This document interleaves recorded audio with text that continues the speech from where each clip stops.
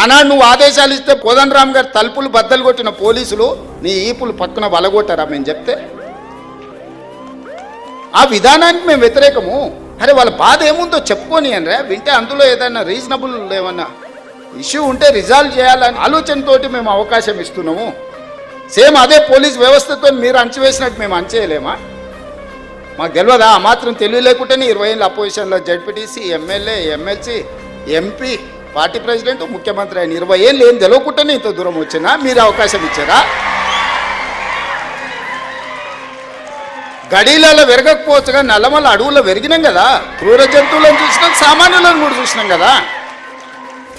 గడీలలో దొరల్లాక మేము పెరగకపోవచ్చు కానీ నల్లమల్ల అడవుల్లో చెంచులను చూసుకుంటేనే, పేదోళ్ళని చూసుకుంటేనే పెరిగినాం కదా. మాకు మనుషులు ఎట్లుంటారు, మానవ మృగాలు ఎట్లుంటాయో మాకు తెలియదా? తెలియకుండానే ఇంత దూరం వచ్చిందా నేను? మాకు మానవత్వం ఉంది, మీకు మానవత్వం లేదు. మా మానవత్వాన్ని మేము ప్రదర్శిస్తున్నాం, మేము విజ్ఞతను ప్రదర్శిస్తున్నాం. రాజు అనేవాడు విజ్ఞతతో వ్యవహరించాలి అని, ఒక రాష్ట్రానికి ముఖ్యమంత్రి అనేవాడికి విజ్ఞత ఉండాలి.